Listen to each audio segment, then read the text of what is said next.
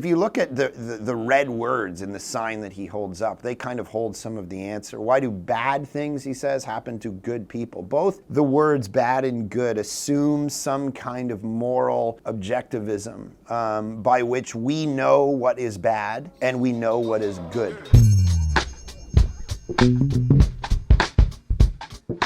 Hey guys, watching our next video, it's TikTok from MD Motivator. Let's see what it's about. Pastor Mark reacts. Snowflake? I'm a snowflake? Yeah, you should be thanking God you didn't grow up in a third world country and have to starve, piece of shit. I hope you have an okay day, man. Yeah, okay, go back to some shit.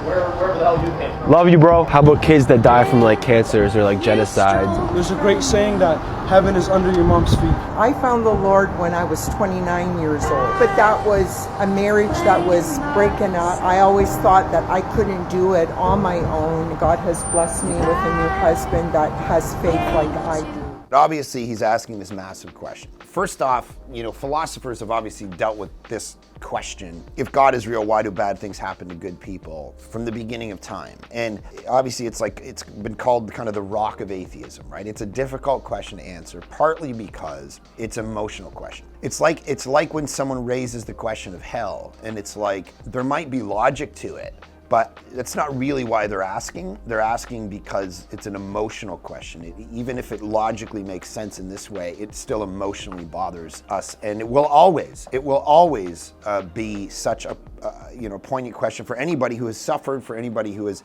had anything bad happen to them in their life or watched bad things happen to other people. So just pastorally, it's not an easy question in that sense because it's emotional, it's difficult, it's all of our lives. I see it in my own life. I see it in the lives of people that are part of my life, in the life of our church. You see things happen. I was, visiting with a guy dying of brain tumor literally this week and sitting with his kids and praying with them and watching them, gonna be without a father soon. And, this is real. So I don't want to just answer it from kind of a from a philosophical standpoint. Philosophers have dealt with this question. If you really want to delve into this, a guy named Alvin Plantinga dealt with this. I talk about this in the Problem of God book in the Evil and Suffering chapter, and go through Plantinga's argument about these kind of things. But the reality is probably the easiest way to think about this is, aside from the emotional piece, but the logical, rational piece, is if you look at the red words in the sign that he holds up, they kind of hold some of the answer. Why do bad things, he says, happen to good people? Both the words bad and good assume some kind of moral objectivism by which we know what is bad and we know what is good. And if we know what is bad and what is good, and those two things aren't subjective, but they're objective, they're actually real, and we can take them and put God on trial for them for not existing, then it begs the question, where did we get these categories that would tell us that this event or this action or this circumstance is bad and this set of circumstances is good? You need a moral lawgiver in order to have moral absolutes that allow you to say something is bad and something is good, because one culture might say it's bad and another culture might say it's good. So you almost need objective reality to be true in order to even ask the question, which is why if you go back to the ancient philosophers, when they dealt with this question, and even if you go back to the biblical writings, the book of Job, of course, is one of the earliest things ever written in the Bible. They say it might predate Genesis, and of course it's asking this question. If you look at the prophet Habakkuk, if you look at the Psalms, they're constantly asking this question. And if you look at those, but you also look at how extra biblical, outside of the Bible writings did at the time, they usually wouldn't wrestle with this question as much. And the reason is because there was always an understanding about the humility of humankind that they'll never understand what the gods are doing. They'll never get why our experience in the world is what it is, because we're not smart enough. We just don't have enough knowledge. There's a transcendent knowledge that as human beings we're never going to be able to attain to. And so the question was almost settled, when you get to the end of the book of Job, and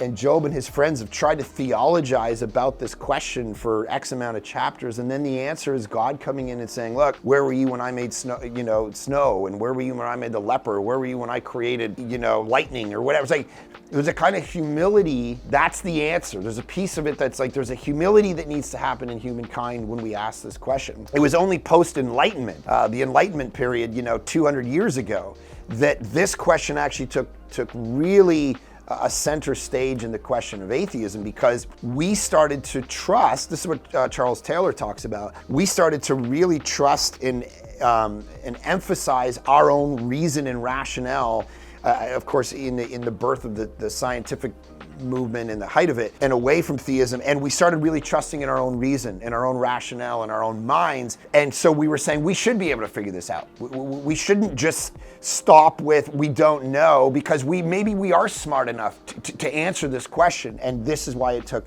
front and center. So I think the question assumes too many things. You lose the question if you lose the existence of God, is one of the tensions. I think that it doesn't prove kind of its premises as it goes, and you can see Plantinga's argument for the more detailed kind of breakdown of why none of the premise of the question are actually proved. They're all assumed. You're not proving anything in the question. There's way more that you have to actually bring to the table to even ask it. But just lastly, I think there's a beautiful answer in Christianity that we see in Jesus, which is, if God sent Jesus to die on a cross and let us do our worst to him, do bad to the good, the answer can't be that God doesn't care about our situation, our suffering, our pain. Christianity offers the best idea. I think karma doesn't give a good idea in the marketplace of ideas. It doesn't give a good answer. It just means you were bad in the past life. And in fact, karma philosophy tells you not to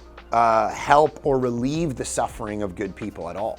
Because if you relieve it, then they'll have to live it again in their next life. So leave them alone. Where Christianity was said, no, our job is to relieve the pain of people. And then it comes in, it says that at least God cares enough. It's not that he's completely vacant. He actually came himself and suffered himself in order to do away with evil in the end. And of course, we can't understand that. There is a limit, of course, but when we look at Jesus, if he's real, if he is who he said he was, if he died on the cross, he rose again, there is an answer to this question ultimately in him, and there will be a reversal of all bad things. And that's the hope we hold on to. So, hey guys, thanks for watching this video. If you got to the end, make a comment, share a video that you want to see me react to. Hopefully you guys are doing well. Make sure you subscribe and share this channel with your friends as well.